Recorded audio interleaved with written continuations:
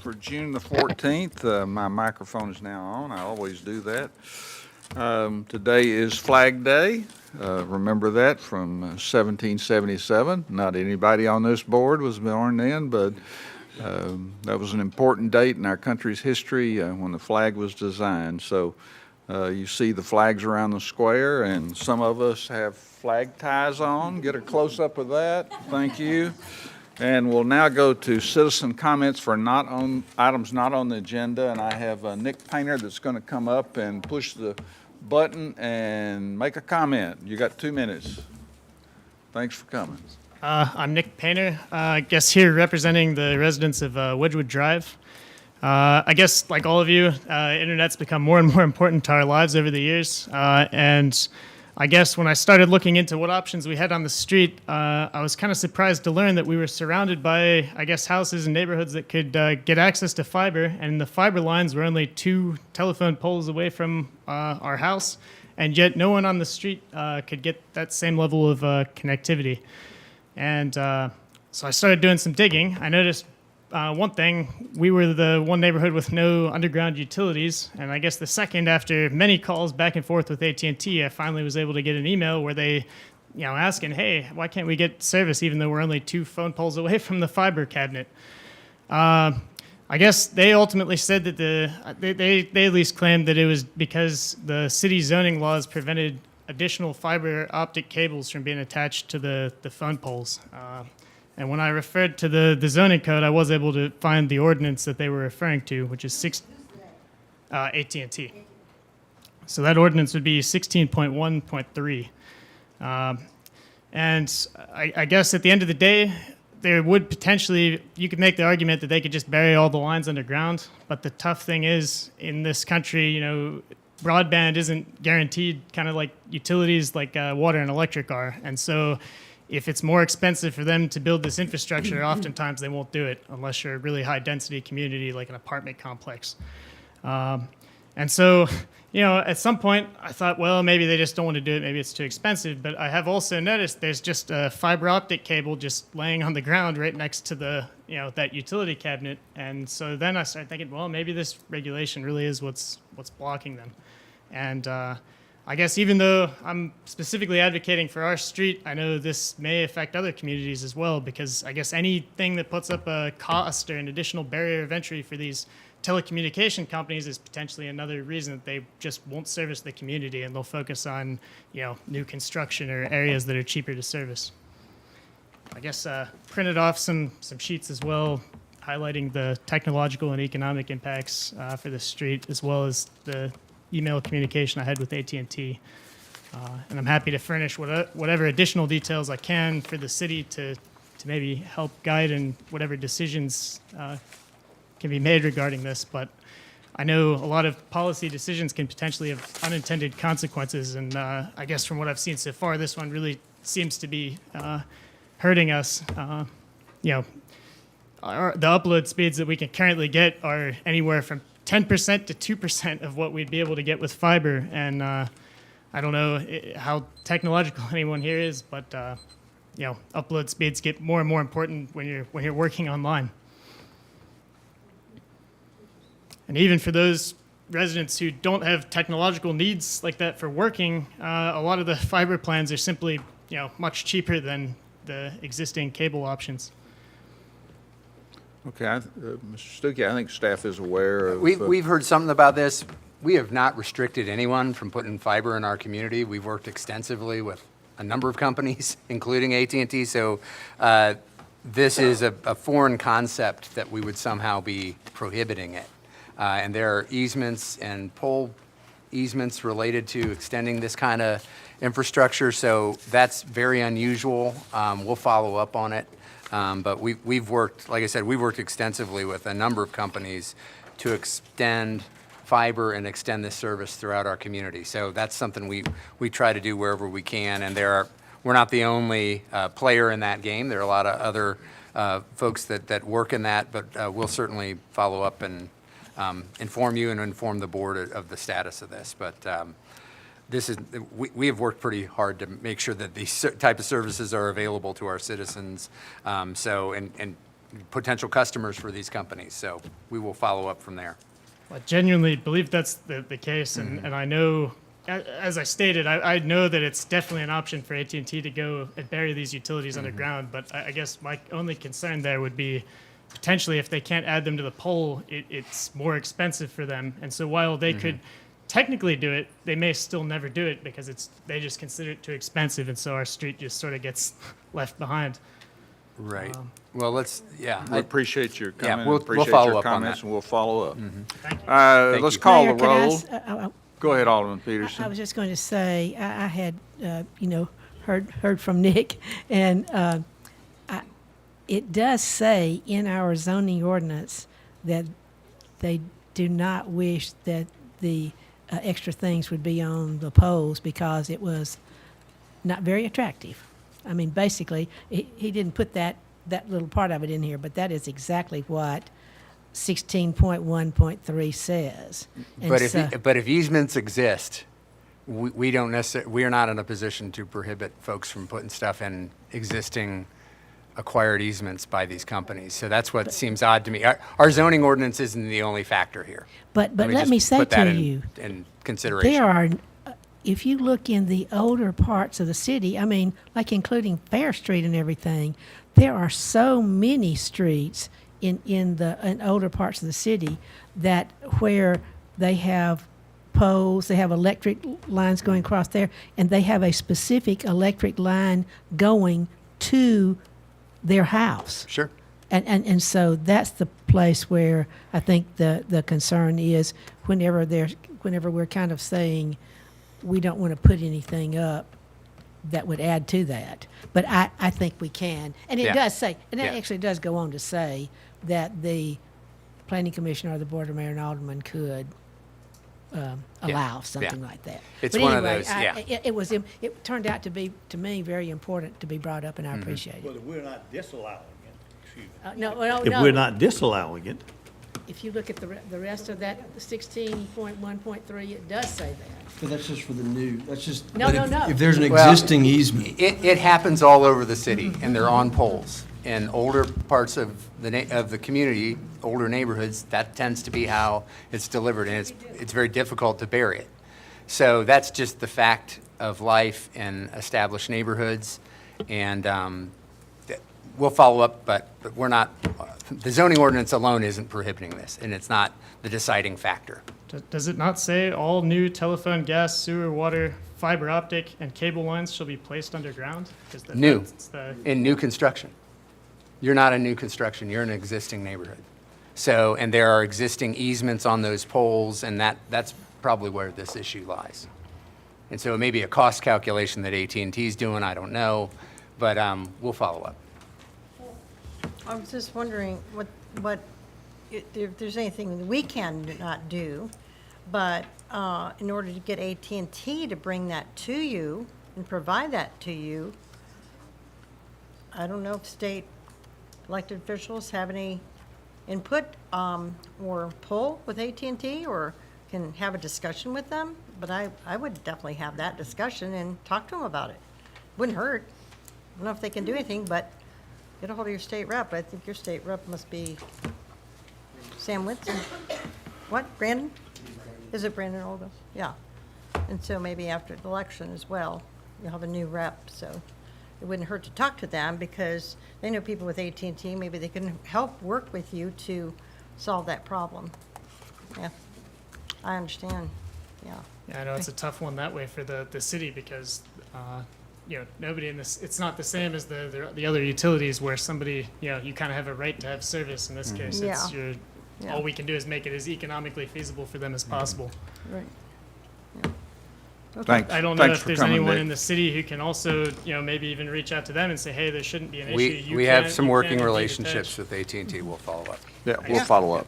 Do you Thank have- you. do we All have right, your we're going to phone go ahead number and call the roll now. Alderman Barnhill, on him? Present. Okay. Should Vice Mayor Blanton, be on the last page. Yeah, it's on the Alderman email. Hanson, Present. Alderman Peterson, Here. Alderman Berger, Here, Alderman Brown, here, Alderman Potts, Present. and Alderman Baggett. present. Okay.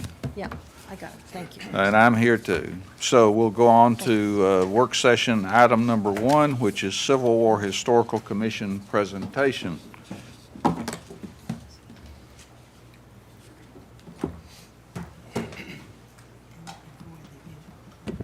Good afternoon, everyone.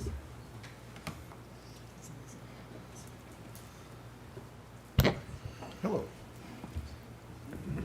So I am Amanda Rose, the Preservation Planner, and I'm here with the Chair of the Civil War Historical Commission, Rich Buckner, who would like to give you an update on the Commission's activities. Hi, everyone. We're proud of our volunteer members. There's 13 people on the commission right now. I'm Rich Buckner. I'm the elected chair. Alderman Baggett is also on the commission.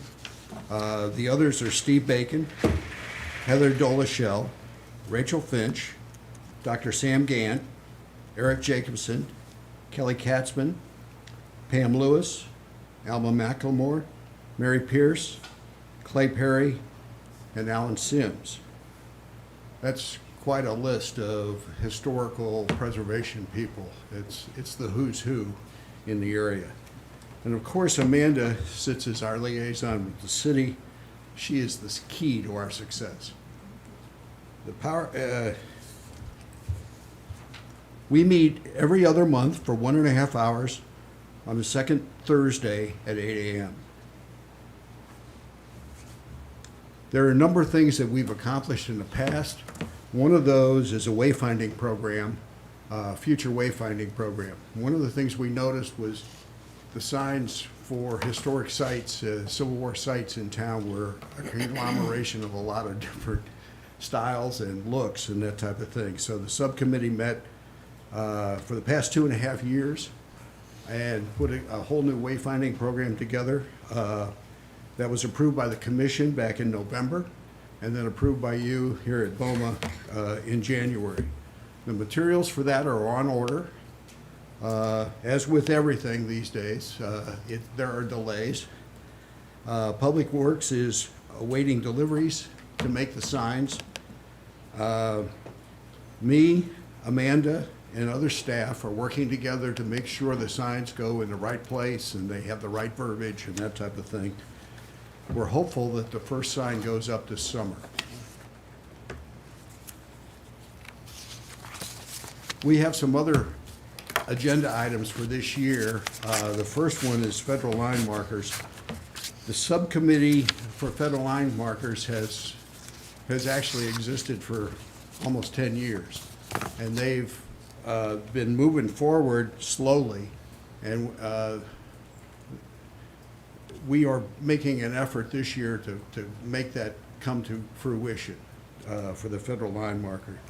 What that is putting markers for the U.S. Army defense line in place where they existed during the Battle of Franklin on November 30th, 1864. And this has a really high priority for the commission this year. The other main initiative that we're working on is updating the audio tours. You know, going along with the wayfinding program of getting people to the sites is then educating them when they get there. And so this has a significant focus now to evaluate and update the audio tours that we have at the existing historical sites. And that will complete the whole experience of going to one of the Civil War sites. Wayfinding is not done. We purposely separated the I-65 corridor from the rest of the city because it's a whole different animal. And the fact that we're working with TDOT extensively with I-65 and with city engineering. Our goal is to evaluate the existing signs that are on I-65, excuse me, and put some consistent branding and possibly add a couple signs. Historic cemeteries, we have done a lot of work in the last 2 years with historic cemeteries and cleaning them up and reworking a lot of the markers and that type of thing. That has not died. We continue to focus on that for improvement.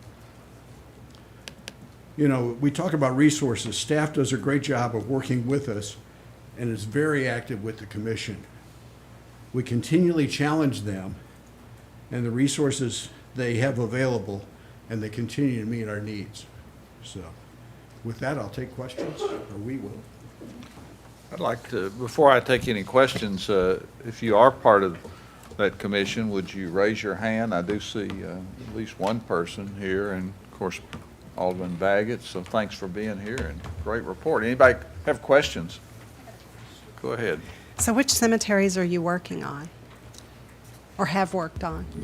So the Civil War Historical Commission advises our Parks Department, which is the chief maintenance department for the city-owned historic cemeteries. So we maintain Rest Haven Cemetery and City Cemetery, which are both about 2 blocks north of here at 4th and North Margin.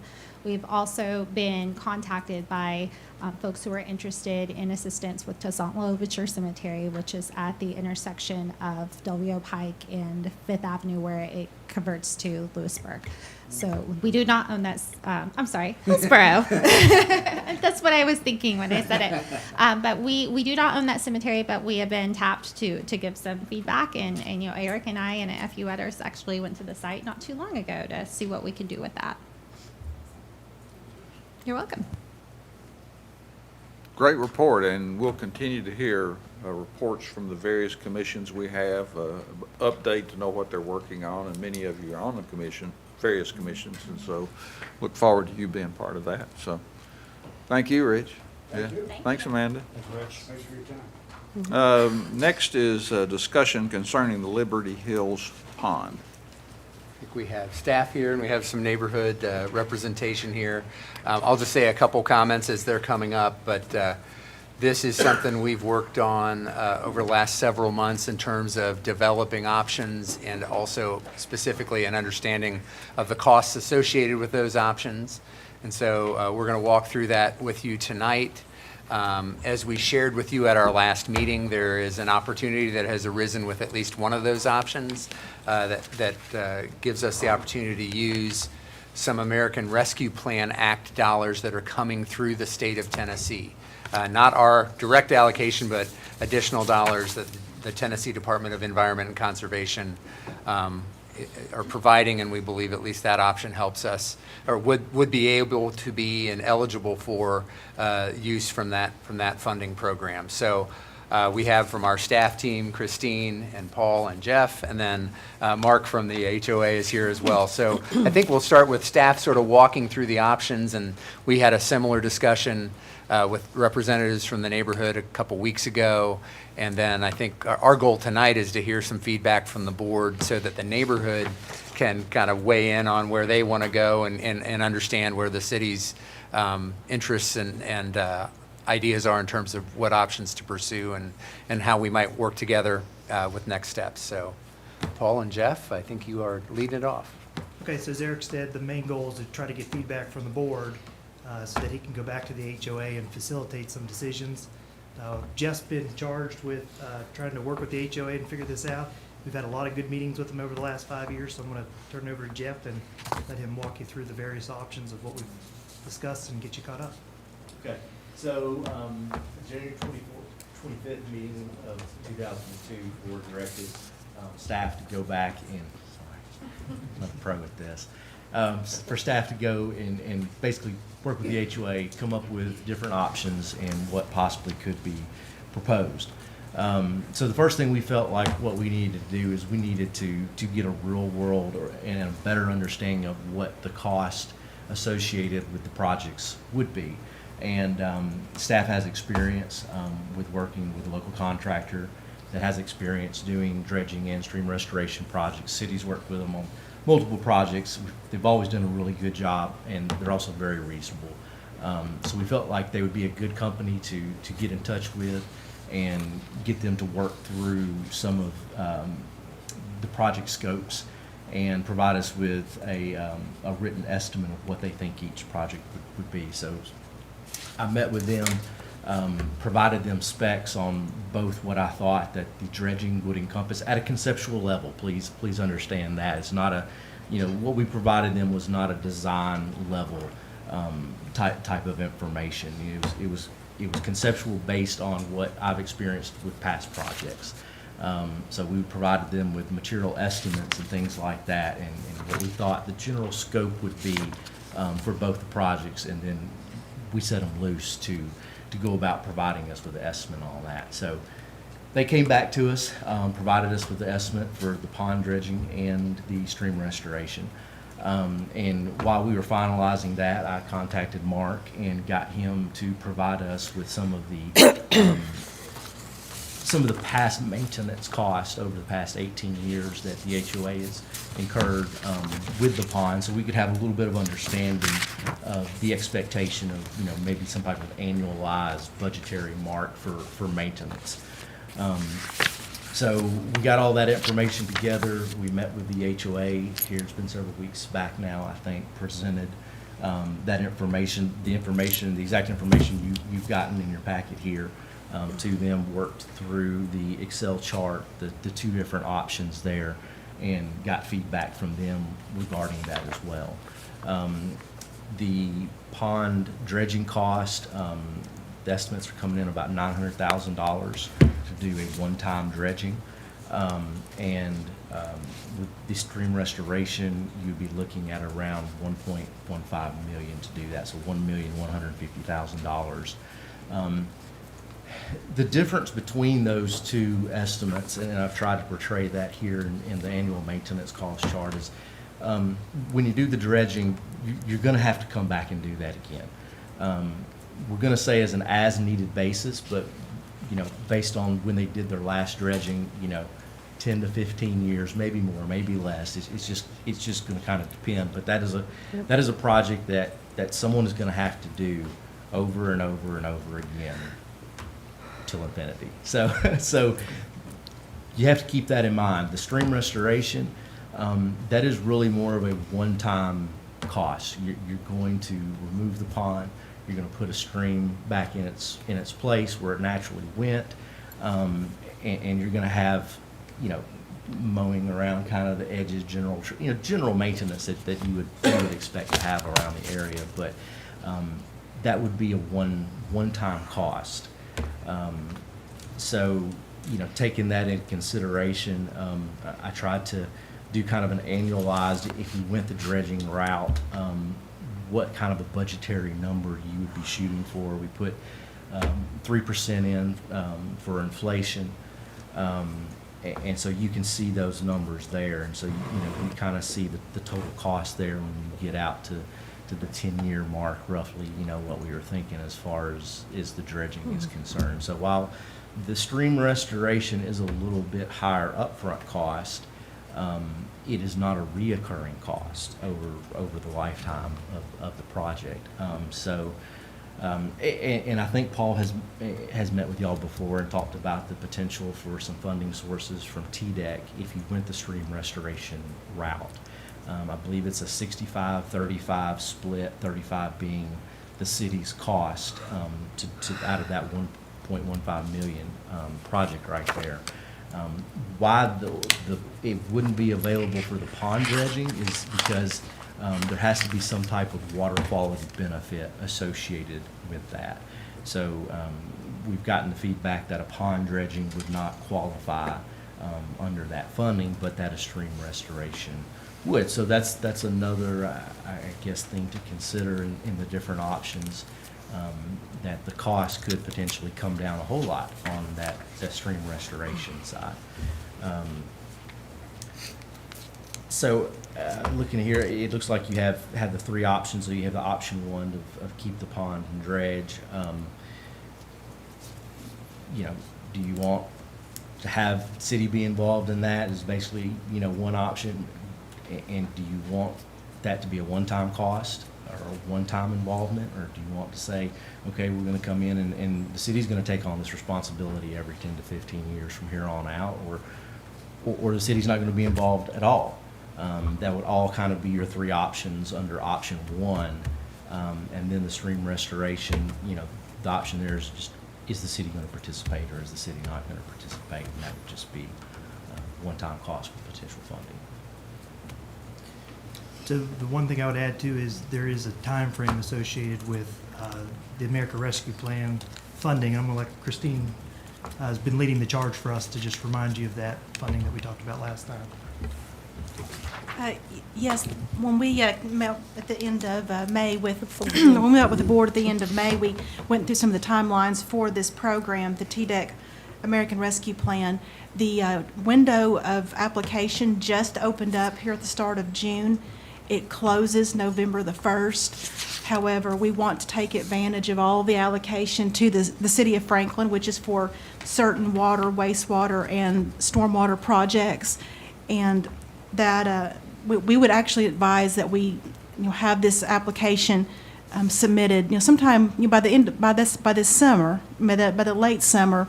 There is a process by which TDEC evaluates all of the applications, and we do have to receive approval to move forward. There is a time requirement, of course, that the funds must be contracted under contract by the end of '24 and all spent by the fall of '26 for this program. So there are time constraints, and certainly we would recommend that in the next by the end of summer, or by maybe in the next as soon as we can, we know if this project is one in which we would want to apply for TDEC funding. So my observation is Mark does a great job as an HOA representative, but he's got the challenge of trying to facilitate a decision. So what I believe is really important for him is to get your feedback and understand the level of commitment. Mark, I don't know if there's anything you'd like to add. Alderman Brown, you had a question? I do. Sorry. Mostly on, or do you want to go ahead and make a statement? Go ahead. Go ahead. Go ahead, Mark. I was going to pay a few compliments to city staff, Eric and Jeff and Paul. They've really responded to this. So it's been a challenge to get here, but I think right now we're in a good spot. So I just want to say I really appreciate everyone's effort on this. The next thing I wanted to say is, to me, it looks like the options 1A and 1B involve dissolving the resolution from '04. So the important feedback that I need from this current board is the view of the previously installed resolution of '04, where that goes today and where it goes in the future. Because I think that's going to be the major deciding factors for us. Because as you can see, the dredging is pretty expensive versus '04. It was $200,000 back then. And then in 2033 with inflation, it'll be much more expensive. So I'm tasked with taking that feedback back to the neighborhood and getting a full vote. It's not just up to the board, it's of all the residents, because they will be the ones paying for this if that's the decision that you make based off the last agreement. So I have to leave it up to them. So that's all I have. Alderman Brown. Then I'll do- get Alderman Potts after that. Comment and a question. First of all, my mic is really thin. As much as I've enjoyed witnessing Mark's leadership through this whole thing, I think we need to come to we need a solution that's going to be done for all of our sakes, including yours, by the way. And so I'm inclined to do the stream restoration. I'm inclined to do that second option. I feel like that gets us done. I feel like that gets us not having to constantly worry about who's going to dredge, what's going to come up later on. I feel like we're just going to be back in these same conversations.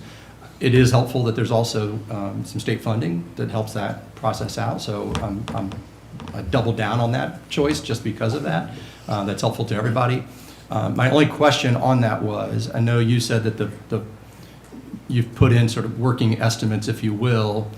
The 65-35 split, is there a number cap on that, or is it in other words, if it comes back that it's actually 1.5, is it still 65% of that, or is there a cap on that number? The cap is on the total allocation to Franklin, and Okay. it's a population-based allocation, and that the TDEC ARPA grant allocated to us is $4.6 million. Okay. And so when we came there at the end of May, and we talked about a couple other water and sewer projects, we'd actually identified a little bit more than our total project eligibility, because not only do we want to apply for all of our eligibility in this round, but there may be some projects that we can apply for next year if there's more funding. But certainly, this is something that if the board sees as a high priority, we would submit in this first round, because this is allocated to us by population. And just to add on to that, you may remember when we showed you this 3 weeks ago, we had a project list of, I think, about 8 projects, and this, in staff's version, prioritized version, this was number 2 on that prioritized list in terms of impact, how we think it fits the guidelines that we've gotten to this point, and using those dollars efficiently in the time frame that we have to use them. So it's a high priority, and we think a really good fit for this grant program. Did I misunderstood? I thought I heard you say this was in addition to the allocation we got from the city. This would be within the allocation? This is an allocation It's within the outside formula. of the city's allocation. Okay, all right. So TDEC has done their own allocation, Okay. and it happens to be close to the amount that we got a Okay, check for 'cause that was a the- week or so I ago, but it remember is that not number. the same thing. But it's not the the 4 same million money. and some change. Yeah, it's not the same It's money. not the same number. So this is Exactly. a separate bucket. Okay. Exactly. I want to make sure I was clear. Yeah, good I got question. Alderman Potts, go ahead. Thank you, sir. Mark, first, thanks for your leadership and partnership there at Liberty Hills. Great community, and I know this has been a very taxing experience, and thank you, staff, for stepping up and helping out. It's always good when somebody outside of our circles is recognizing how great the staff is. I've got a question about restoring the stream. And I'm basing this off of my observations in Maplewood subdivision with the Watson branch that feeds through Maplewood. My question is if we, based on what we've got laid out right here, and this is the image, just one slide up from the Excel document there, if we restore the stream, is that going to, and this is more from an engineering or maintenance standpoint, but is that going to address the silt buildup? Because that's part of what we're talking Good about right question. now. So how is that going to be addressed with the stream restored? And then I've got a couple other questions. So, I'll try to put this in a non-biological way, but sediment at all is going to be flushing, still the same sediment still going to be coming down from the watershed. Right now, it's being captured within the pond. And when you go the stream restoration route, you're going to remove that weir. It's going to be a free-flowing stream. Sediment is always moving through a stream by natural alluvial and fluvial processes. So what we anticipate happening is that sediment is just, it's going to fly right by Liberty Hills now. Okay. It's going to end up in the Gulf of Mexico. Hopefully so. So Yeah. that's, Okay. that's, you know, Good now, go ahead. The only other thing I was going to add Go is ahead. a little bit of difference since you lived through the Watson Branch restoration, you see that one. Mhm. This one with the grant application requires the full riparian buffer of a no disturb Oh, area. yeah. Now, we didn't want to go into Maplewood subdivision and force that in people's backyards. Mhm. But in this case, it would absolutely be required. And obviously, if that's the option the HOA selects, we would work very closely with them on the design and layout and try to do the best we can for their sake. So along the same lines, one of the things that I've observed is the maintenance teams that go in there and they do all the beautification of those areas so everybody can enjoy it. A lot of debris is kicked into there. And I know we're talking about restoring the stream, but that water, based on the graphic that you're showing us right here, it's going to go underground. And so I'm assuming for safety reasons, you're probably going to have some type of a grate or something there preventing kids from exploring and trying to get down into it. So are we, the city, are we going to be responsible then for cleaning that area and that debris? Or if so, and like-mindedness, if there's a terrible storm and a lot of stuff gets blown into it and it gets blocked up, are we then going to be responsible for doing all of the removal for it? So when it comes time to the pipes and culverts, our team is very responsive, very proactive. We take maintenance of that, especially if notified. Okay. As it relates to streams, we will certainly go help and clear a clog or debris if requested, but it really should be maintenance-free.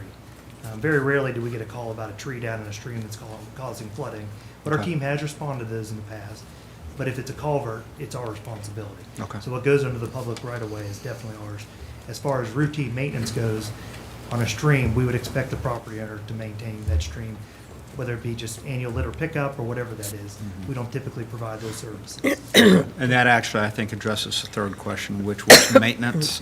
So once the stream restoration is complete, then in partnership and in agreement, then if this was the route that it went, then it would be Liberty Hills HOA that would be responsible for maintenance as well as upkeep and everything.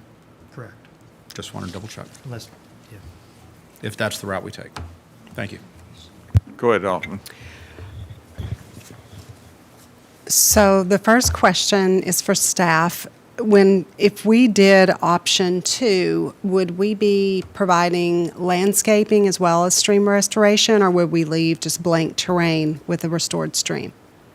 I think that really depends on the board and the HOA, what they're requesting. I think, we're happy to work with them on some simple things. But I think that's a decision we'd have to bring back to y'all to make, depending on the level of expenses. And as it relates to the stream buffer, there will be a ton of natural Tennessee plants that go in those areas to restore that. And I gotta be honest, when you do a stream restoration project, we're gonna plant some decent-sized trees, but it doesn't look great for the first 2 or 3 years. Year 4, 5, and 6, it starts to look really good, like a natural wooded area or habitat. This, if you see this plan here that was provided, you can see the trees in there that we put in. And Right. the quote includes the cost of these trees spec'd at 2 Yeah, the inch planting That's of the why I riparian asked. I area saw is part of those. the project. I didn't know if Yeah. that was Yeah. projected hypothetical that would look like eventually, or if it was something that was on our list. And my second question is for Mark. I know this has been a topic of conversation for quite a while with your community. So between option 1C or option 2, do you feel that the open space in a more park-like setting with a restored stream is more beneficial to the community as a whole? Or do you like the idea of retaining the pond and having an ongoing partnership every 10 or 15 years? I think ideally, we would keep the area as is, as option 1C, where the city upholds the resolution in 04, recognizes that we are impacted by the region, and basically agrees to, every 15 years to come back together in a partnership, not the way it's been, and get it done again. I understand the city may not view it that way. And some of the citizens may view as losing the pond and losing the aesthetic benefit of it. There are aesthetic benefits to a stream in a wooded area. So we have done some preliminary surveying without the costs involved, and it's been 50-50. But if you all advise me and say, hey, look, we cannot do this every 15 years, I'll have to take that information back with the costs and with the HOA fee increases, and then we'll see what they say. Thank you. But none of these options have the resolutions from 2004 continuing on. 1C doesn't either, correct? I mean, all of these remove the city from the obligation to dredge the pond or is 1C? 1C is us doing it forever and ever. 1C is, okay, I'm sorry. Yeah. And the resolution as written doesn't specifically obligate you, it just has a general obligation to do what you choose to do. Understood. And so there's a lot of uncertainty. Goes back Even to if the this original. board votes 8-0 to support that resolution, I don't know It's what still that means ambiguous. 5 or 10 or 20 years from now. Because the original resolution was a bit ambiguous, right, as Fairly, far as how. Yeah, open-ended. Open-ended. Yeah. And that's why we're here. Depends on how you read it. But I would echo Alderman Brown and others. I think that getting to a place, you think about the long-term cost to, how many residents are in the 225 homes. And you start looking at your HOA bill going up long-term and no, this is not a locked-in cost. I mean, in 10 years, it could be double this, and you're kind of, I would think that for a fraction of the cost of maintaining it, you can make it, in addition to what is included in what you see here, it could become really quite the asset for a fraction of the cost. And so I'm inclined to that. I think it's good for everybody. Everyone would love to keep the pond, I'm sure, but it's just, it just doesn't seem like it's long-term, in the financial interest of really anybody, just nature of where it is and kind of the area around it. And you got to trust, in my opinion, whatever reason it was originally decided that was a regional detention, I trust the engineers that are here now, and we got to work with that it's not, and that's the information we have. We can't go back and recreate someone's brain work, from, X number of years ago. So, but I definitely want to hear the residents' point of view, but that would be where I'd lean. Alderman Berger. Okay, Mark. I feel like I've known you forever. Thank you all for doing all this work. This has really been very detailed, and I know you put a lot of time and effort in it, and I really appreciate that. Just me, off the top of my head, looking at that area, I'd love to see you keep the pond. Is it practical? Not really. Is it smart financially? Not really. Is it good for the HOA and the city long-term? Not really. If we are fiscally responsible, both the HOA and the city, we take a look at this from that kind of standpoint. Now, if you were putting it and taking the pond away and it was going to look awful, you'd say, wow, we don't want to do that. But you have an opportunity. The pond is an asset, of course, but the stream could be an asset. And I think when you go back, Mark, and talk to the residents, the stream can be an asset. And if we're planting these trees, and as you said, Paul, in the first few years, not so great because they're not teensy tiny trees, but they're not huge either. They're going to take a while to grow. But if we do a good job and we come in there and make that a really nice looking stream and plant our trees and the native plants and the trees, you have an opportunity to put some park area over there. You can put some things that, not permanent structures, but park benches and, walkways. You could even put a walkway around there, and you could put a whole area where the people could, go out and walk, and they have a whole park area where they could walk. So this can be an asset. It can be a real benefit. I think if you go back and you talk to your HOA board and the residents, I think they have to really understand that if I were living in the community with you all, in that community, I would say the same thing. Would I love to have the pond? Absolutely. But fiscally responsible as an HOA board, I think you have to say to your people, is that sustainable? And to me, it's really not, because as Patrick brought up, who knows what it's going to be in 10, 20, 30 years, and how that will all play out. So I appreciate all the work you've done, Mark, and you guys have been so patient and very understanding and very helpful. And it's been a real pleasure to work with you on this. But with the city, I think we'll have to wait to see what you think. I think we're going to have to go down the road of rescinding a resolution, going ahead and making a decision. What did you bring us back that they want to do? But I think that I would like to make sure that you do bring it home to them that this can be a real asset if we do put it into a stream. And you can make it look good, because when I'm driving by and I look at Liberty Hills, I want to see something nice. You want your people who've invested their highest amount of the highest investment they've made probably in their life is their home. And they don't want to drive into their neighborhood and see something not very nice looking. They have that pond there now, which doesn't always look great. As you know, you had a lot of work to do on it. So I just wanted to share those things with you, and thank you very much. Thank you.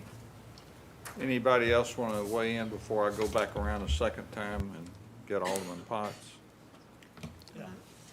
I guess I would ask kind of a side question. Are we saying that none of the drainage from any place else goes into this?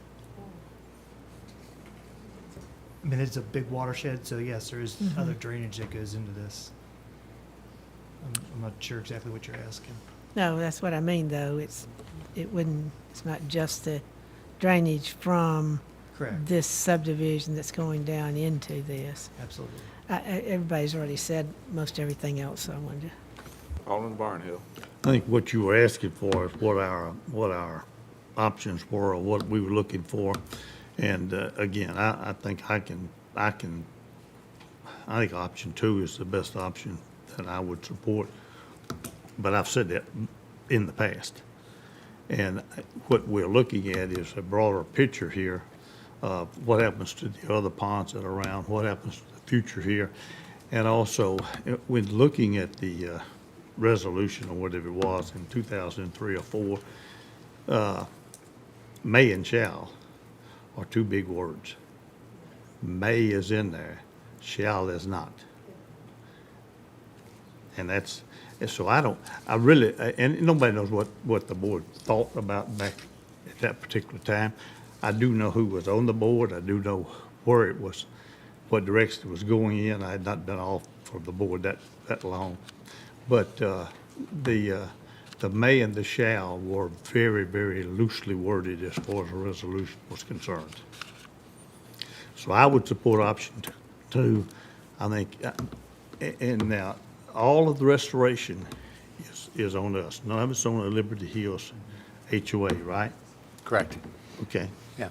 In fact, the way the match is structured, it has to be a public entity, either a utility or a local government providing the 35%. So even if you wanted to cost share it, the grant program doesn't allow it. So it's the local cost lands on the city.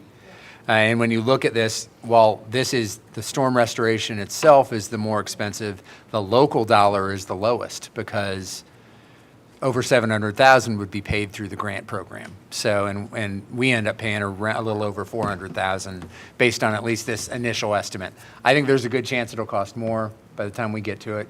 That's just the way things are going these days with projects. But either way, it's a high priority and we would fully fund it and fully fund the local obligation and the state would pay the balance, which is a really good opportunity given where we are. Alderman Potts. I just had a quick question after hearing something Mark said, and then also Alderman Berger. Do we know how much square footage will be gained by going to the stream restoration on just total, but more specifically on the neighborhood side of the creek? You talking about a storage? No, I'm land square, Usable space. usable square foot. I don't have that number. And the reason why I ask is I think that Alderman Berger is really kind of spot on because I was thinking the same thing. If this is still going to be retained as a private park, which it will be, correct? It'd be private HOA property. It's their Yes, sir. private HOA, so they can improve it the way that they want. But I think that's actually something that we need to be able to take or at least provide an estimate back to the HOA to say this is how many square feet we're gaining that we're going to be able to use moving forward, whether it be park or trail or field or court, whatever it might be that they determine. It's a great point, and we can provide that. Excellent. And I'll close it and just say I'm in favor long-term of option 2. How about one last comment? So the options are like if we let you install a stream, like we have to decide that as a community. Yeah. And we're all talking about opportunity to make it better.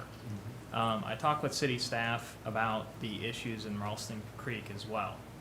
And I think that if we're going to take away the pond from those who view it that way and give a stream to the folks that view it that way, that we can also take a look at this as an opportunity to fix the longstanding issues at Ralston Creek for those homeowners. Because right Should after help. it exits the pond, it takes a sharp left, that creek, and it's eroding that area. So I'm not sure how extensive that problem is, besides It's those not- first 3 not houses that are in good. my community. But I've been asked by the homeowners in those homes Yeah. for help. And so, There you go. so is the board open to looking at that either as a separate project in conjunction with this while everything's torn up? Well, we have Or, been, you know, yeah. I think we we've said we'd been- look at it from the staff standpoint, that we would look to the opportunity to been. extend it up, I guess it's We have- north or whatever direction that is, north of what you see on the example that's in the attachment. So that would seem to be something we could fit into a stream restoration / stabilization project. So our take is we think it would be able to be made eligible need and to look at just that. extend We need the to- project limits a little bit. Yeah, because I think although I work in sales, this would help me sell to the community. Sure, sure. So. That's your job. I have one quick go question ahead. before we finish up. So the silt, it's going to end up somewhere before it gets to the Gulf of Mexico. Jeff, come on. Anyway, I don't know where it's going to be, but I like to know. Somebody else is going to want us to clean out something else. Christina, how do you, Christine, how do you, when we have to submit our application, I mean, this is not guaranteed. So what do you say that impacts them to allow us to do this, that will give us the money for this because it allows us to do that project? Sustainability, the cost savings, does all those things play into that? Well, and this is actually where Paul, as our city engineer, did investigation with TDEC in advance, because the criteria for this program, it's not all water, sewer, and stormwater. There's specific criteria, and that's where he had the conversation about this specific scope to give us enough comfort to bring this as a potential project, because we truly, all the projects that we brought to you just a few weeks ago, we actually looked against the criteria of the program. And certainly, there can be some more questions once TDEC engineers get the applications, but we've already done some due diligence on those projects that we wanted to bring those to you as ones that we would submit as high priority. And you're getting an allocation.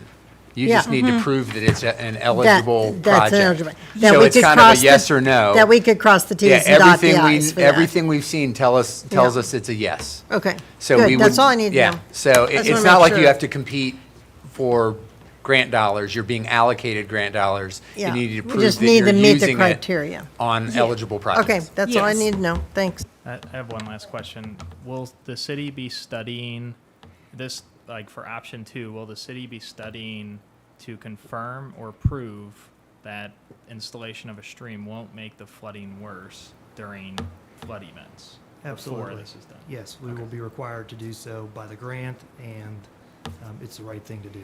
So we'll have to do that, and I don't see a problem with that other than a little bit of time and effort. You have to submit that to DDEC as well It'll- to get approved? TDEC will review it and make sure, but it'll go through a third-party review. Yeah, at so FEMA we're and not then just FEMA. saying that, Mark. Correct. We have to have it backed Part of the up. design process, Yeah, correct? we have to have that backed Yeah. up. So I just want, yeah. Okay. Okay, let's move on. Williamson County Growth Plan Update and Property Owner Request for Removal from the Franklin Urban Growth Boundary. So we're back on this topic to kind of walk through some options related to the requests that you received as we get ready for this process. We still don't know when the formal process will begin, so we're still getting ready. This is still the preparatory process, but it'd still be beneficial to get your feedback. So I'm not sure who's kicking it off. Angie, if I just hit the pocket. You should be okay.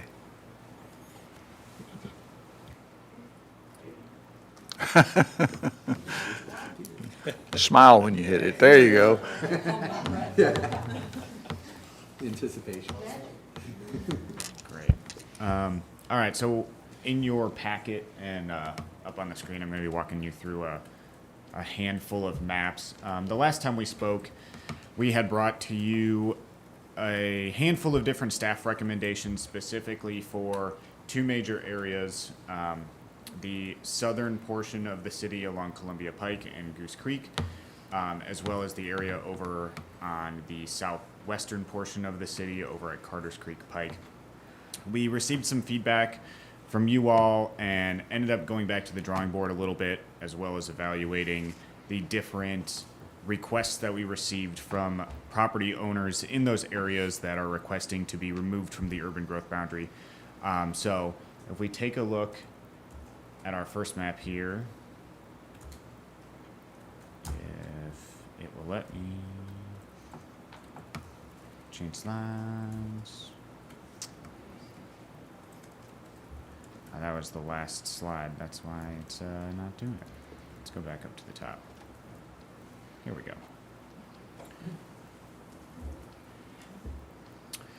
So if you'll look at this map real quickly here, these hatched properties are the properties that are being requested to be removed from the urban growth boundary. In yellow, you can see our current city limits and the current urban growth boundary there in green. So if we zoom in here on the Columbia Pike area, you'll see these 3 parcels here owned by A1 Home Builders requesting to be removed, as well as these red hatched properties. If we were to remove these 3 properties from the urban growth boundary, staff has identified this area and this small little parcel to be removed as well, simply because this would be a landlocked parcel that there's really no point in having it in the urban growth boundary. And these parcels are already an established subdivision, so again, there would be no real point in keeping them within the urban growth boundary. This small parcel here, nestled in between Columbia Pike and Goose Creek, is the Southview Church property.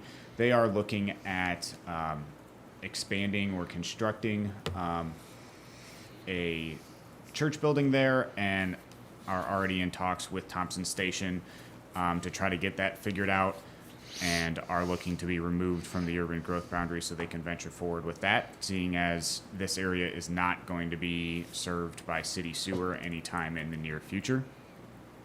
And this large parcel here, the Alexander property, half of the property is actually within the Thompson Station urban growth boundary, and so they are looking to simply be removed from the, it's actually, yeah, within Thompson Station city limits, just down here to the south. And so they're looking just for some continuity and to be removed from our urban growth boundary. So if you take a look at the green line on this map, that's where the current UGB is, and the purple line that follows along, these hatched properties is the UGB that staff is recommending we continue forward with into our discussions with the county. So if we take a pause here for any sort of feedback on this area. Go ahead, Alderman Byrd. So, have all these landowners been spoken to, including the Alexanders, and are they in agreement?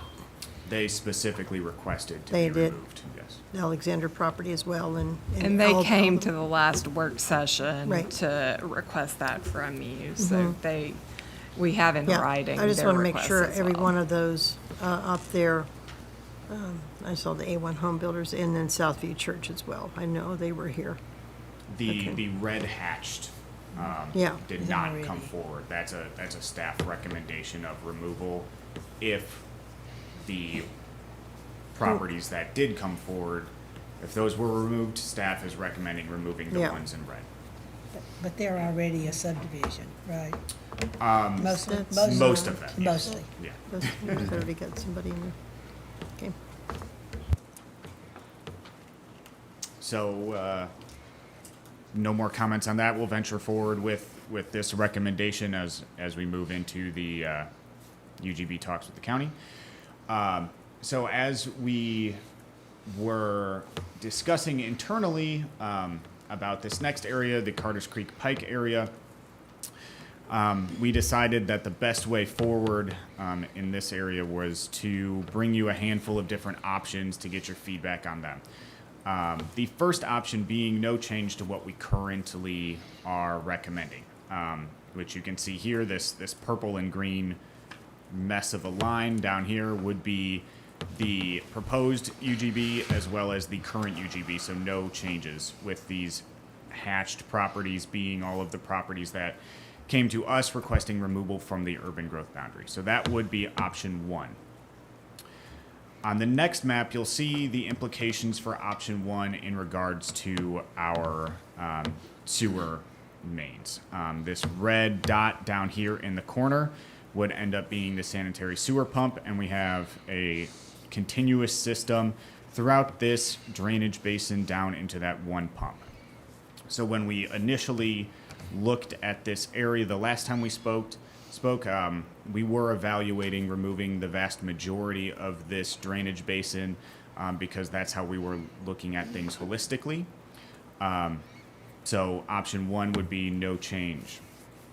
Option 2 would be the removal of simply just the requested parcels from the urban growth boundary. So if you follow this purple line along, you'll notice that just the hatched parcels are outside of the UGB, and we have some parcels that aren't very continuous, but because they weren't requesting removal, they remain. If we take a look at this again from a service standpoint on the next map, you will see 3 different sanitary sewer pumps, one again down here in the far southwest corner, one along Carter's Creek Pike, sort of in the center of the map, adjacent to those removed parcels, and then one further south of that, again adjacent to those removed parcels. So we no longer have a continuous system, so we would need individual pumps in order to serve the land with those parcels removed. This obviously would incur a significantly larger cost because it's the construction of 3 pumps as opposed to just 1. Eric, can I chime in real quick too? Going back to option 1, because the South Hall, the large property kind of south of Carter Street Pike there has already started development, even under option 1, while our sewer plan shows a continuous system, because that development has already started to occur, it's likely that we would actually be installing a system more like option 2, even if we don't change the urban growth boundary. So just keep that in mind, that while the boundary on option 1 and 2 are different, how we actually serve the area with sewer may look very similar in the end because of what's already developed in the county.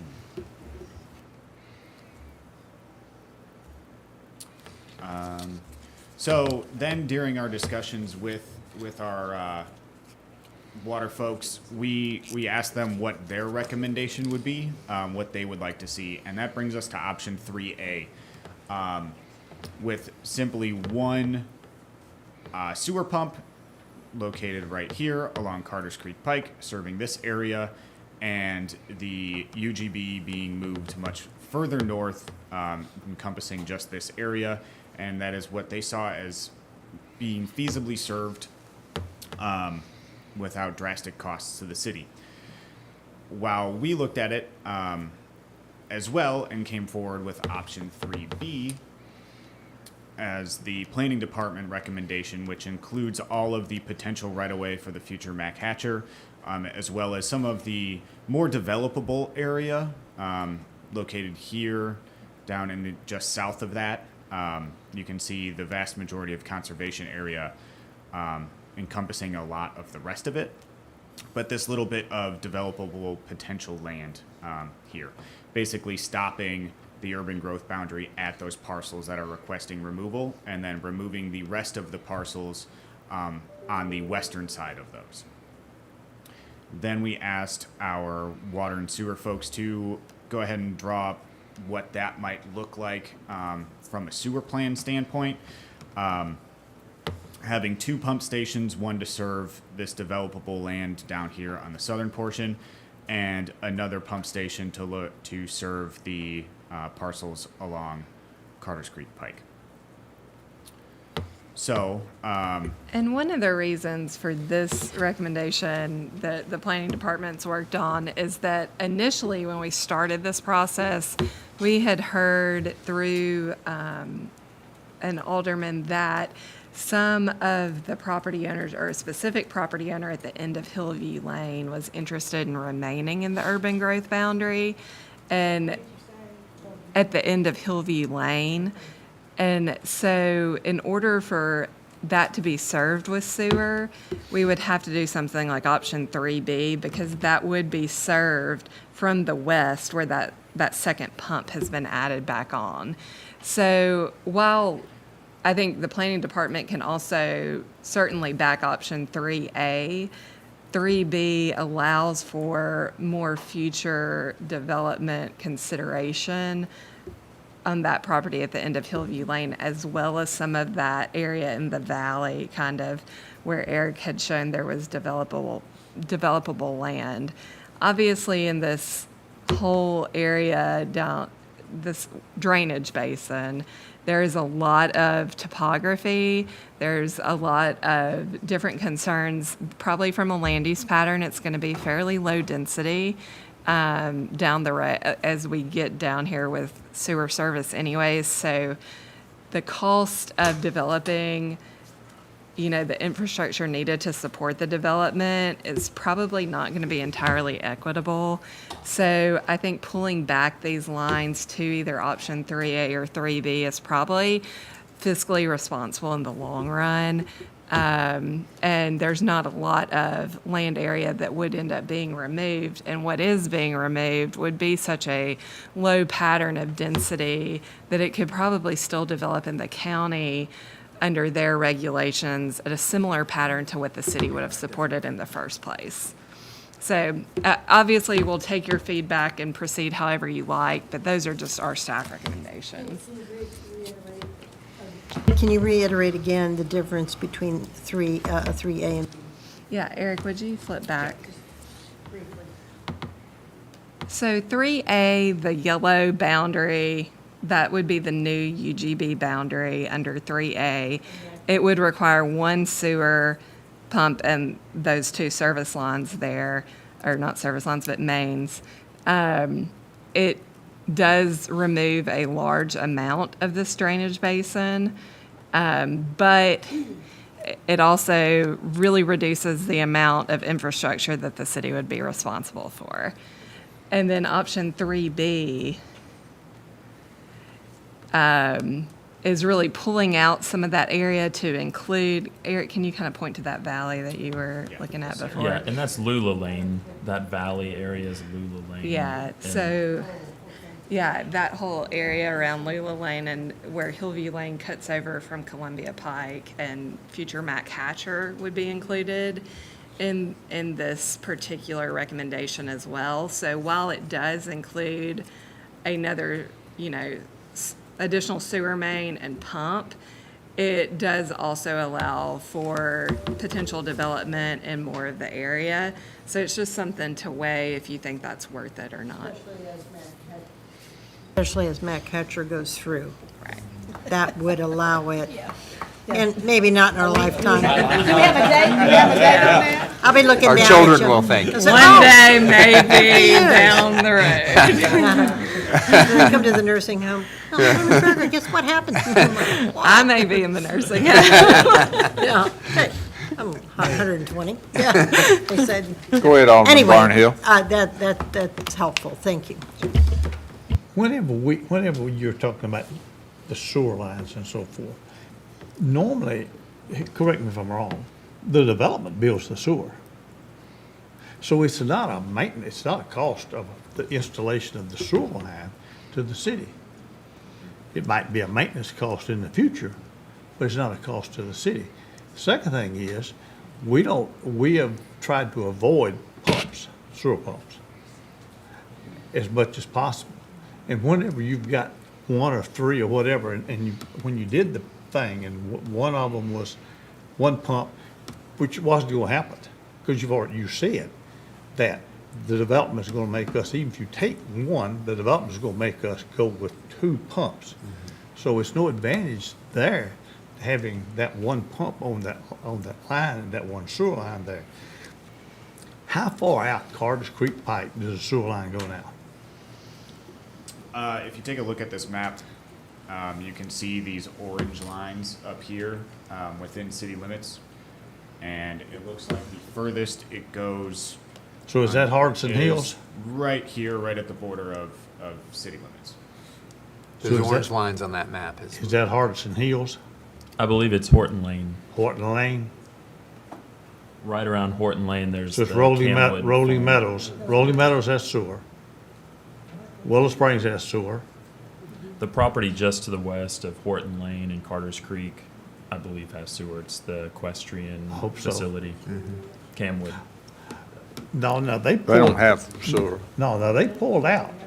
Yeah, they didn't, they asked to not be annexed. Once they found out the cost of that. Maybe that was a poor example. But it appears on this map, the sewer line goes just to the west of Horton Lane. Okay. The other thing is on the development that's out there now, and I know that they were making their pitch to be removed because, and I don't remember what it was something to do with the county, and they had their own sewer septic system on site and this and that, and first one thing and another. So I don't have a problem. I think it's a mistake to pull them out. myself, when they should have known what they were getting into before they went out there and spent millions and millions of dollars out there. But if it's the will of the board, I have no objection to that. I'd go back and look at where there's a drainage basin and where there's not a sewer pump to make your urban growth boundaries be that. That's what's the intention of the urban growth boundaries to begin with, was a gravity sewer service that didn't require pump stations. I think that's the reality of serving this area, though. You're going to need some pump stations. That's just the topography and the other challenges of this Yeah. particular area. One of the reasons initially that staff looked at removing a good portion of this drainage basin was that even if we can continue to leave it in, but as we do that, I think we're going to see more of these properties develop in the county anyways, because the timeline to get sewer extended to this area, along with the cost to do it, whereas our land use plan doesn't necessarily support the density to pay for the infrastructure extension, developers are probably not going to feasibly be able to develop in the city and extend sewer infrastructure. So I think over time, we're going to see more and more development happening in the county in this area. And so whether we leave it in or out, I think that's going to be the reality and just something for everyone to be aware of. So you think that the 5-acre lot minimum, that somebody's gonna go out there and develop in the county with that 5-acre lot minimum? The properties here are zoned MGA 1, so 1 unit per acre. 1 unit per acre? Yeah, if they're in our urban growth boundary, they're zoned by the county MGA 1, Municipal Growth Area 1. Is this going to change that for that? Doing this would likely trigger, well, we can't speak to that, but what could go to the. As we go through the UGB process with the county, we are talking about potential, kind of intergovernmental type agreements that we may want to have related to how properties within the urban growth boundaries but outside the city limits are looked at. I don't know what those things are going to look like yet, but we've definitely been brainstorming on ways to really encourage these properties to wait until infrastructure is available rather than developing immediately in the county, because it really impacts how we provide infrastructure in a coordinated system over time. If a lot of these properties start to develop in the county, we end up having to piecemeal our infrastructure systems. And it's not the best way for us to approach it. But due to state law with annexation and some other things, we're really left with that reality. So I think as we go through the process, brainstorming on ways that we can really work with the county and that everybody can grow in a way that our elected officials and community desires to grow is going to be really important to identify what those things are. And so if that kind of collaboration comes to some sort of agreement within the next 20 years, we can always, I'm novice at some of the procedure, but we can bring people into the urban growth boundary on a case by case. No, it's You can't bring them into UGB. You could annex them if they would at be property outside. owner request. And they'd be outside, but okay. But the Understood. next urban growth plan would probably occur 10 years after this one.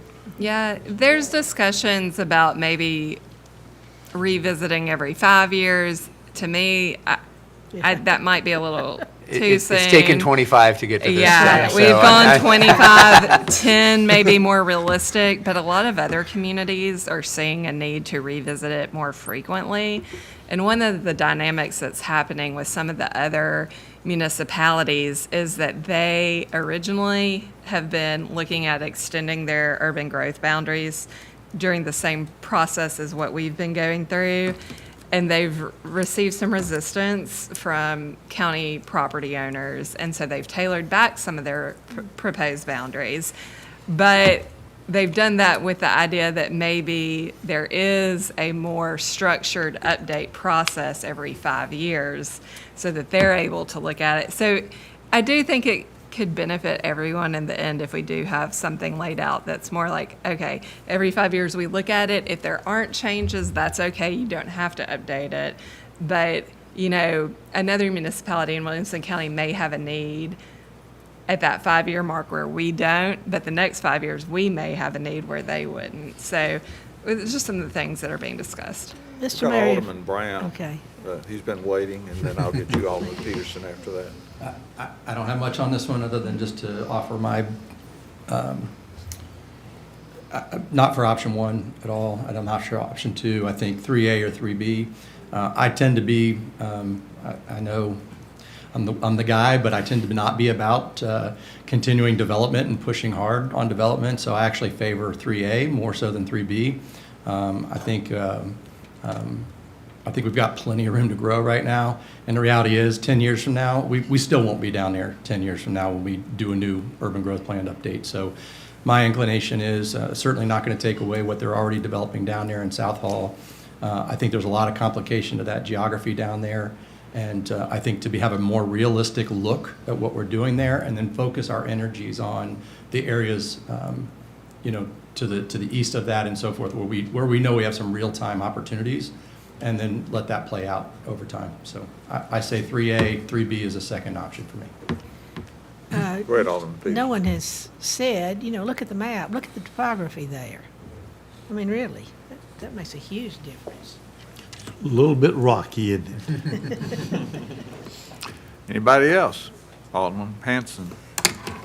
I drive this stretch quite a bit, and this is like our last bastion of open hill country, and I really am like Matt Brown, Alderman Brown. I am going to err on caution and less is more. I just hate to see this touched and destroyed with development, so I like 3A. Alderman Baggett. I'll make one point. 3B, and I like 3B, and here's why, is because the access is from Hillview and McHatcher on the east side, so it's not, it actually protects that Carter's Creek Pike, or if you're looking at this as protection. It 3A, or 3B, excuse me, is almost identical to 3A on that Carter's Creek Pike corridor. What it does, and it's not visible or accessible because of the Carter's Creek, the new development out there.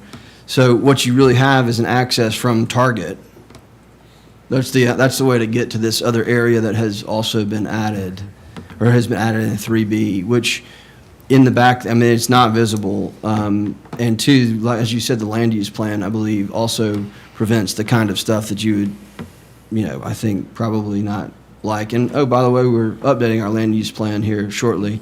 And so maybe that could be tied to some of that in that back area there. Because it isn't, if you've ever driven back there, you're one of few, right? Because there's no outlet. It's just it's the landowners. Well, and right now, all this area is in what Envision Franklin calls out as development reserve, which is a minimum lot size of 2 acres, essentially. Yeah, because it's so far from infrastructure that it's not supported to be developed at this time by Envision Franklin. Yeah, it's not. And so leaving it out, though, 3B is, to me, is no harm, no foul on that because of the land use plan. And it really does actually pull out all this from South Hall, or out South Hall, which I think should be out. And I know others agree. I would just add to that, just because you include a little larger area does not mean you're pledging to develop it. In fact, you're saying we'd rather the city manage its growth than to leave it open. So I think that's a little different way to think about it. It doesn't mean you're going to go down the path of absolutely guaranteeing you're going to develop it. You're just saying we want to keep it in our sphere of management over the long haul. And I think that makes sense. And I think the broader infrastructure in here, I think you may want to control that. Just, I would urge you to think about 3B in that context, not that it's developing more, it's just managing it more effectively, I think, over time. We had Yeah, if I could, real quick to supplement what Eric said, 3B includes the Harlan property, which is, like Emily mentioned, at the end of Hillview Lane, and they did specifically request to stay in, and that was one of the things the board wanted us to honor were property owner requests, so that was also another piece of it. Yeah. we just had, you know, an example, I think it was back in 2006 or 7, when east of Wilson Pike, we had an opportunity to annex, and, you know, where Clovercroft School is, and then Breezeway subdivision's next to it. And then we had an opportunity to annex in across the street from Clovercroft School, and we chose not to do that. I voted to annex it in, and I said, here's the deal. You can annex it in, but you control it. If we do not annex it in, mark my word, they're going to come in and develop it, and then we've got these one-lane tunnels over here, and you're going to add more people, again, on Clovercroft Road, east of Wilson Pike. And a couple people said, well, we shouldn't even be developing over there. Well, excuse me, we have a school, and we have Breezeway already in the city, so why don't we put that in the city, but we don't have to leave it developed, as you said, Eric. You don't have to do that. And in time, if it's, you know, 10, 20, 30 years down the road, we finally get those tunnels done or whatever happens, then it might be smart to do that other than that. So I sort of agree with trying to control it and put it under our purview there for that reason, because I've seen that happen. And then sure enough, they developed it, and now we've got all those houses and we got more traffic on there, and they could have waited. We could have waited. So anyway, that happens. Good discussion, we need to move on. Item 4 is Amendment 1 to City of Franklin Contract 2021-3018, Professional Services Agreement with Heathcote and Davis for Forest Crossing Number 1 and Riverview Pump Station improvements at a cost increase not to exceed $22,865. Any questions about that one? Great report. Good job, Michelle. Number 5 is procurement award to Sun Life Assurance Company of Canada of Wellingsley Hills, Massachusetts, and the total estimated amount of $596,340.48 for the year beginning July 1st, 2022 for stop-loss gap insurance for group health and prescription drug programs for employees and retirees for a term of award for the Human Resources Department. And this is going to be on the voting session. This is on both, and the clock is ticking on how long the bid is good. So please approve it I tonight. just wanted to ask, you know, I noticed that the Blue Cross, what's going on with the city and Blue Cross? Because they never have even sent us a card this year. So we actually do this every year, and we typically reach out to Blue Cross Blue Shield because they've been our medical provider or our TPA. So they always kind of give us a quote, but it's never one that really works for us. So when we saw that, it was kind of typical of them. Okay. Yeah. Okay.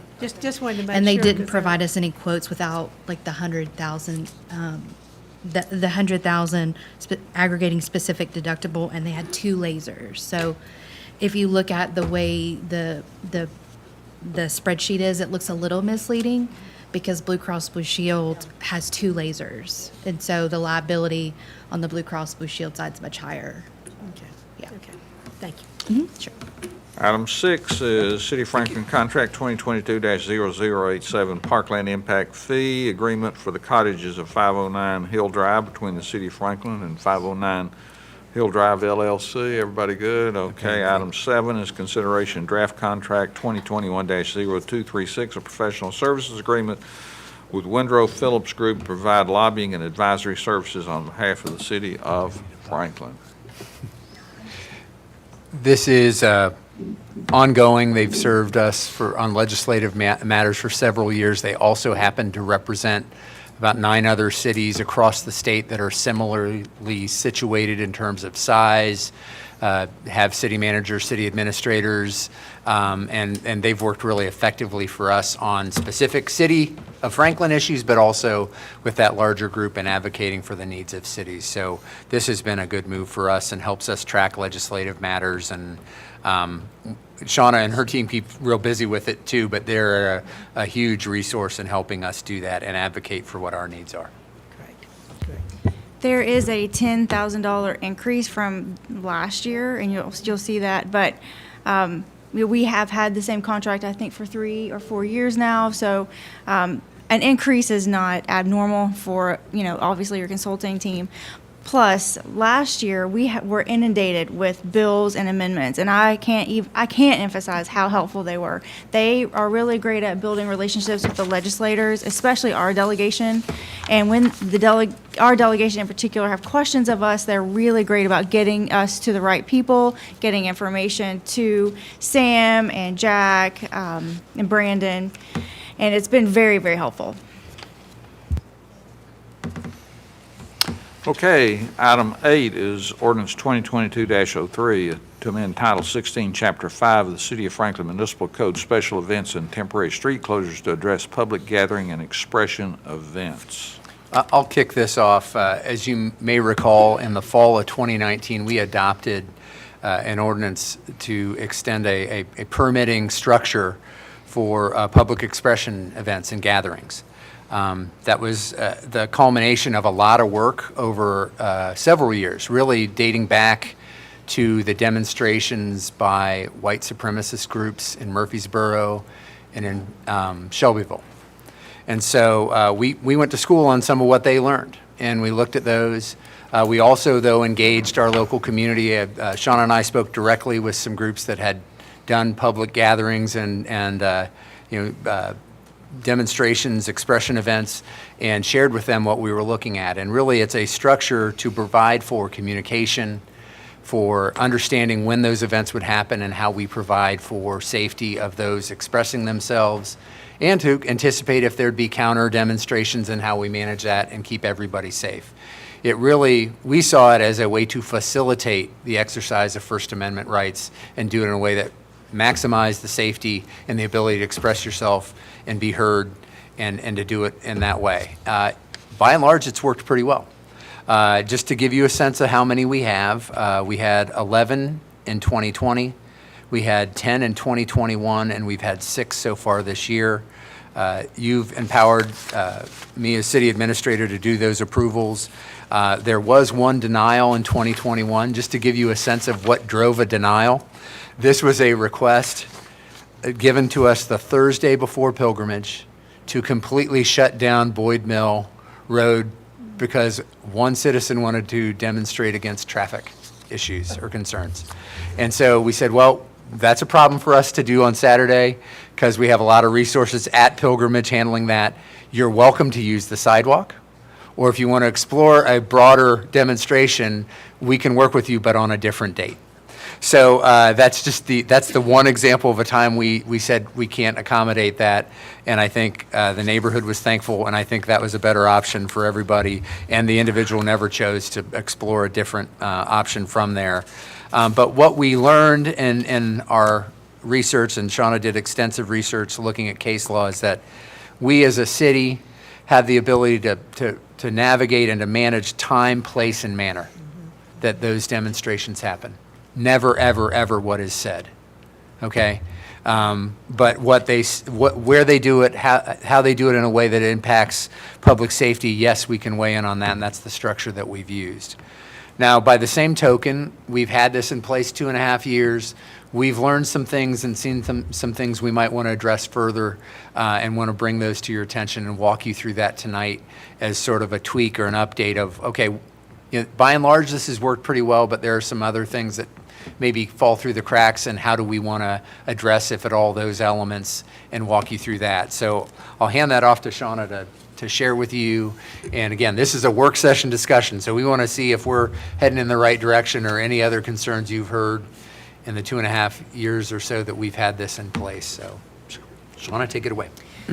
Okay, so I've provided to you both a final version and a highlighted version, so you can kind of see exactly what we've changed. In section 16-515, you'll see that we kind of added a section about, it's mostly like our purpose. And what we would like to propose is that we not grant any event permits or public gathering and expression permits after dark, because we really don't think that's a safe thing for really anyone. And second, that we not grant any permits for public gathering and expression events from 5 p.m. on Friday through Monday at 7 a.m. just in our historic district. And the reason for that again, we can regulate time, place, and manner. It seems as though after work on Friday, our downtown turns into something different.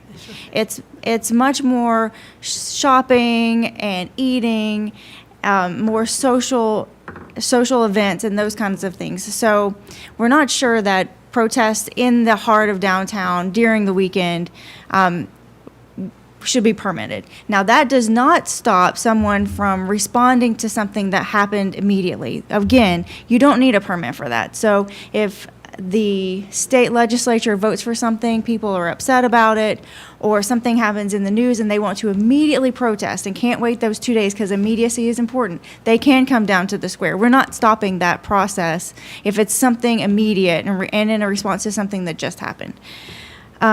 Also, not requiring a permit in the downtown district does not impact other places. So if someone wanted to permit on Friday at 7 p.m. In some other part of town, that would certainly be allowed. But that would, if it was so light outside. Right. Right. If it were still light outside. And in the summertime, it can be light until about 8. Again, safety is important. Our police officers can't really watch over people in the dark, and we don't really know what people are bringing. And again, we also have counter protesters, so trying to keep them separate and safe, it should happen in the daylight, we think. And this is also based on things that we've seen in media and protests and demonstrations we've seen across the country.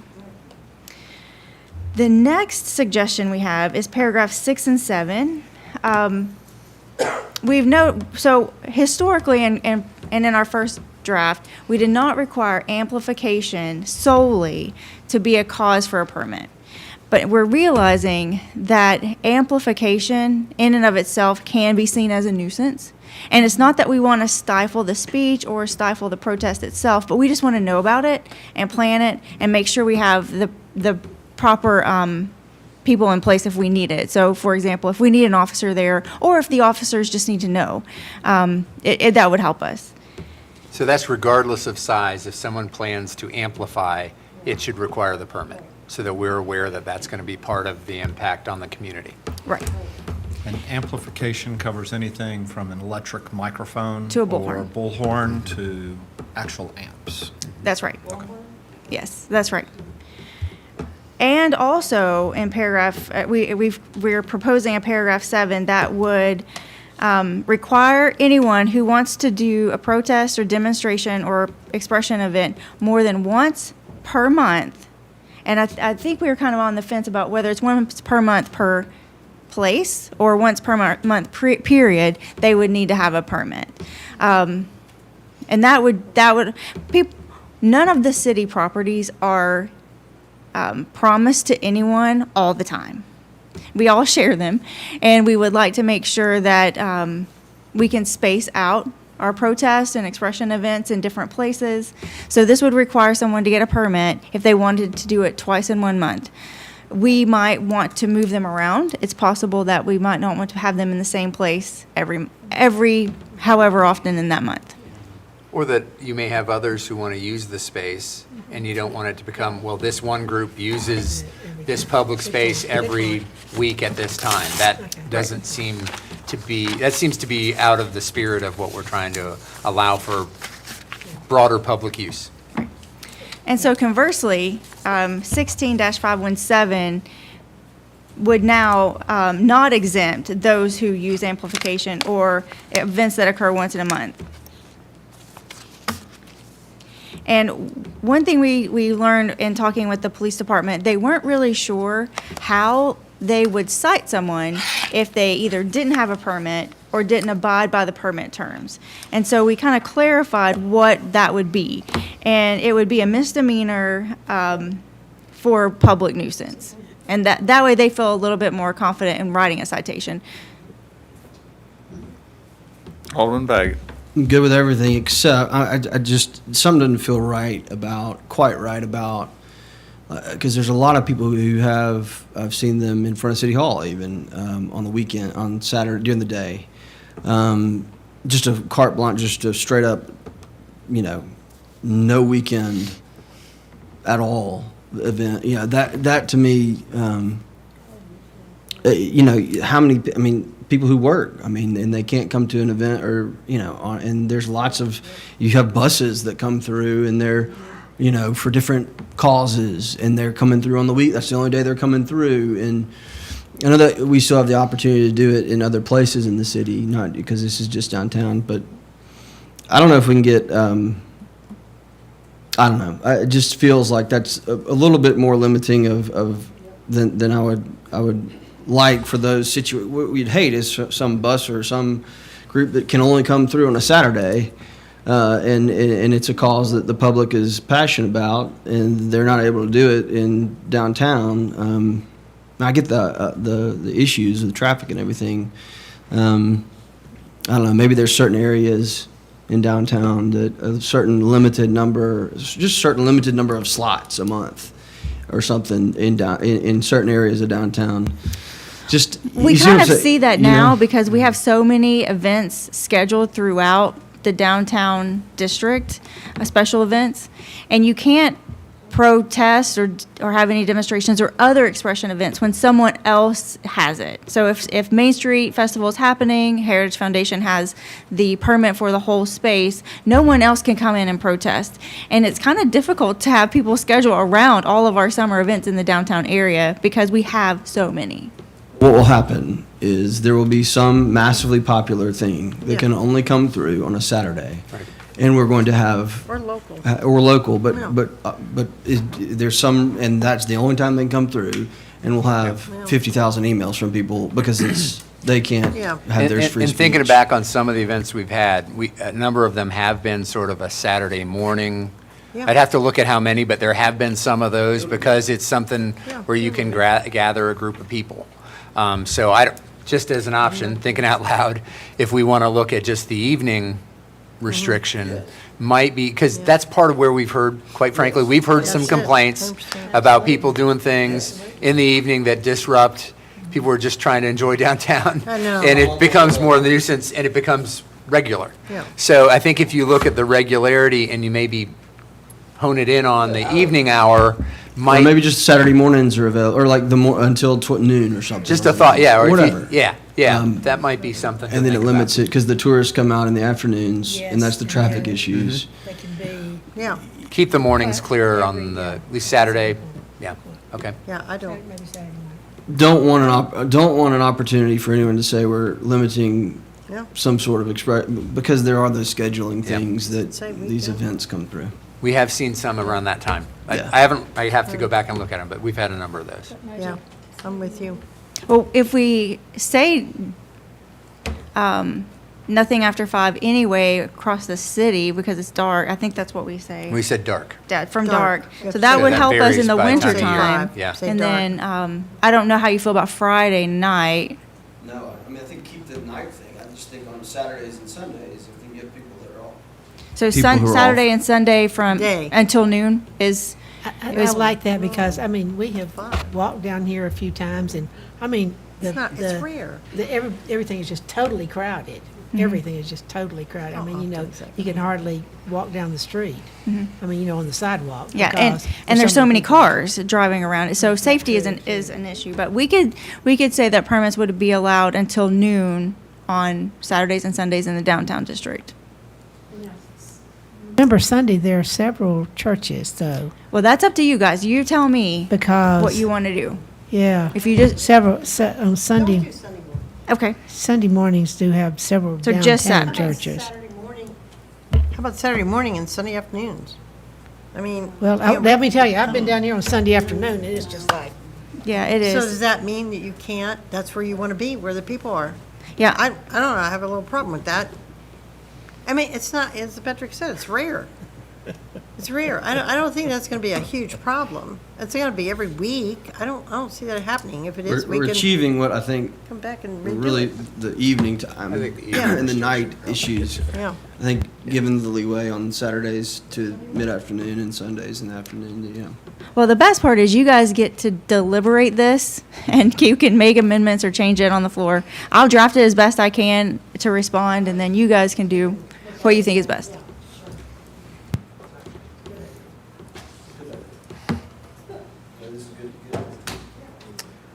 All right. Let's close her down, and we'll see you back at 7.